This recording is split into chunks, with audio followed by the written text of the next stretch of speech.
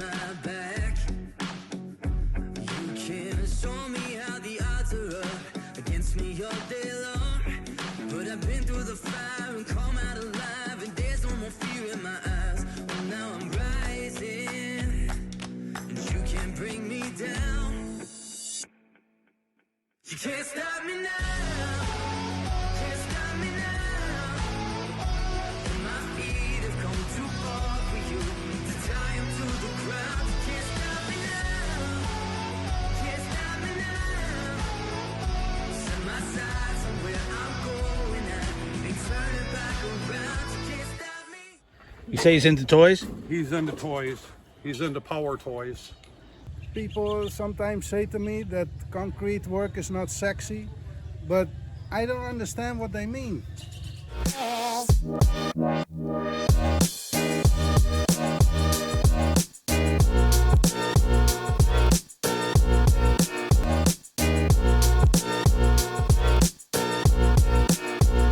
Hi everybody, it's me again, Jamie.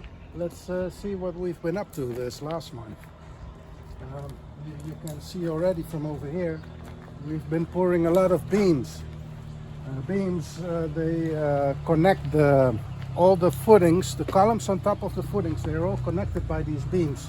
So we get a nice rigid structure on which we're going to pour our slabs on in the month to come. So we chose to do it in 3 stages so we can reuse all of our formwork and just keep on going instead of forming all at once. And then, yeah, that's a more efficient way of doing it.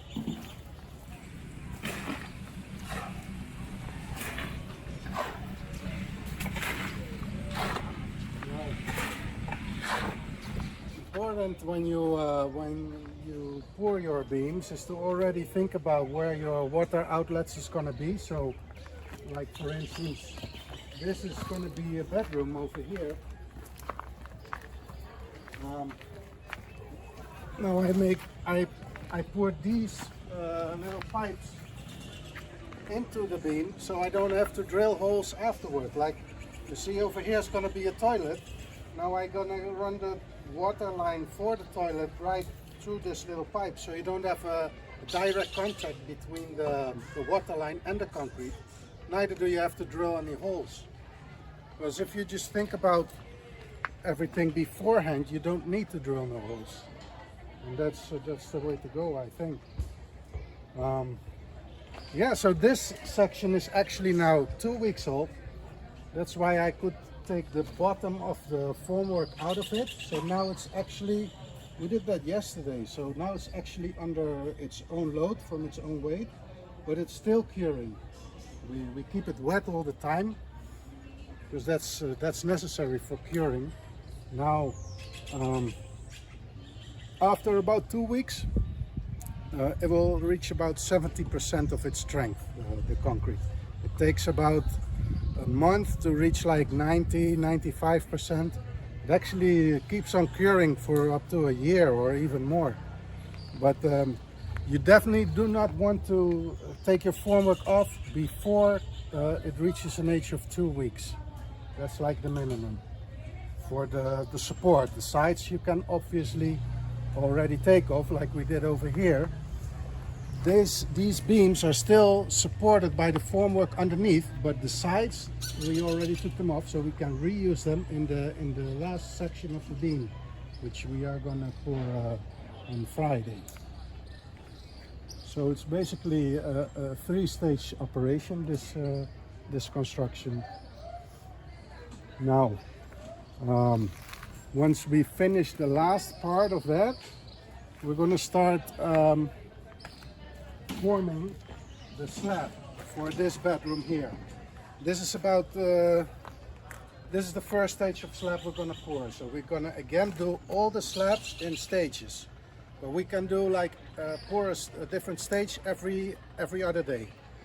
So we're going to be forming this, pour a slab, then form that, pour a slab, and then by the time we reach over there, this one is already cured and we can start going up with our columns.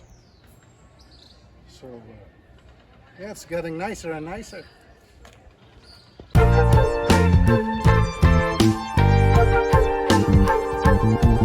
So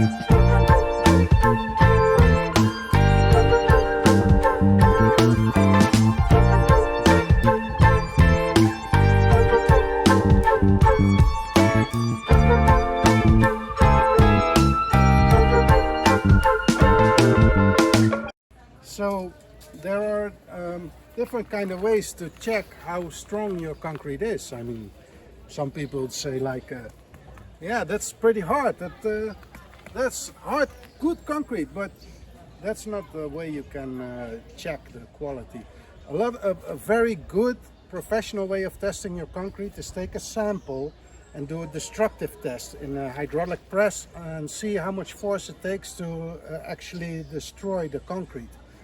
But it's a lot of times impractical. So there's another way which is a non-destructive test. So this is what I'm going to show you.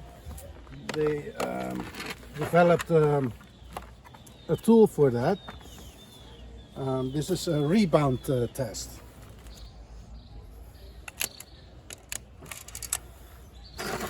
I'll show you.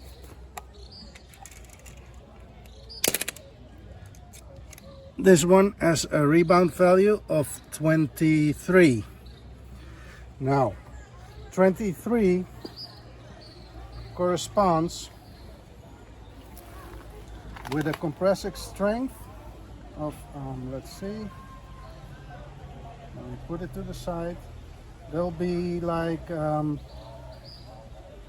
16 newtons per square millimeter, which equates to about 2,500 psi for the Americans. And well, we reached this strength after 2 weeks. So we expect the strength to rise within the next 2 weeks to 3,500 psi, which is a nice, good strength for these kind of concrete. Yeah, so these are actually back scratches, because in the tropics over here we sweat a lot working all these concrete, so we like to make it ourselves comfortable, and it feels really good.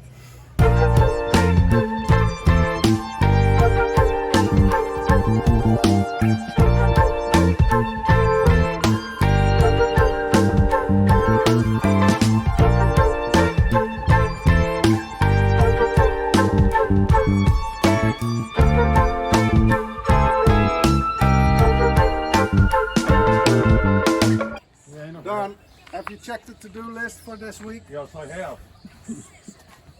Let's see what it says. Number 1, kite surf. Rapidly. Number 2, Kite surf. kite surf. Number 3, kite surf. Yeah, so this is what we call a hickey bar.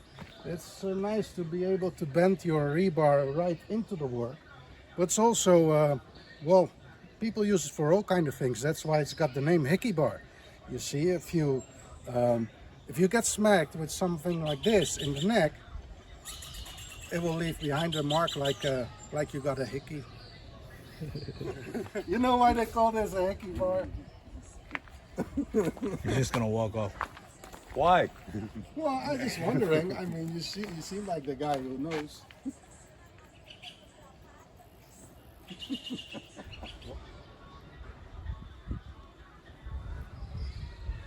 Hi.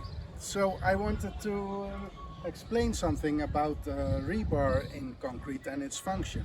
You see, there's a lot of misconception about that, like people thinking that the rebar is in there to hold the concrete together, or yeah, all kind of things I've heard. But it's actually, the function of rebar is to take on tensile strengths. So where you got forces pulling out of each other instead of compacting forces, because concrete is very good at handling compacting compressive forces, but pulling forces, tensile forces, not so good. So that's why we put in rebar. For instance, this is a beam that's going to go from this column to this column. Now you can imagine that over here the force is going to want to go downward.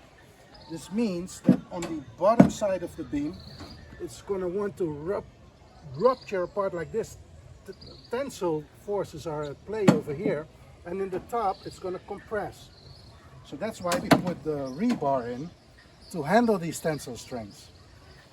And you can basically compare it to your bicep or your arm. It's like rebar and concrete is like an interaction between your bone and your muscle.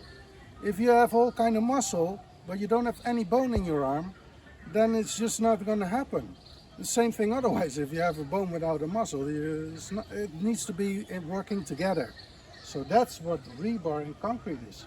It's like the interaction, like you can compare it with your, when you make this movement, your muscle contracts, but it needs something to contract too, which is in your arm, is the bone. And yeah, so that's why we put in rebar. And that's why it's also important to have the right amount of coverage of your rebar. So it's like if you have your bone all the way to the side of your arm, it cannot handle any force. It needs to have coverage by your muscle. So that's what we also do in concrete. We take coverage with concrete, and then you get your rebar, which will take the tensile strength out of it. Another important thing when you put your rebar in is it's a phenomenon called development length. So, for instance, if I would just stop with my rebar right here, now you see this is going to want to go down. It's going to be pulling on this column over here. So you need to make a bend like I did over here. You see, these rebars, they actually bend into the next beam. That's the way to go. If you just put it up to here, then you won't have any development length.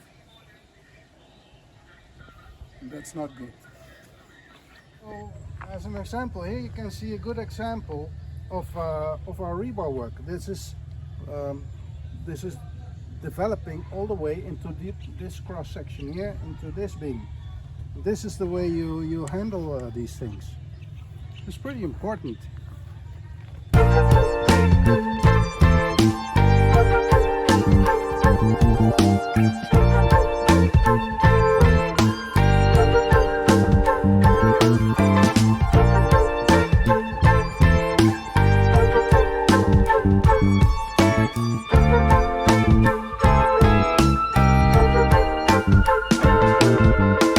So, only thing what I written on here is just filming of me actually doing some work, because we don't really have a lot of that.